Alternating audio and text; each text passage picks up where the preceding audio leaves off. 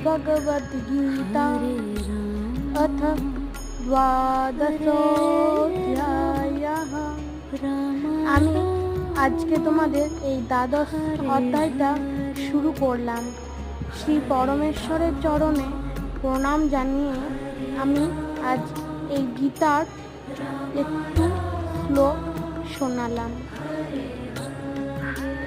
ওম শ্রী পরমাত্মনে নমঃ।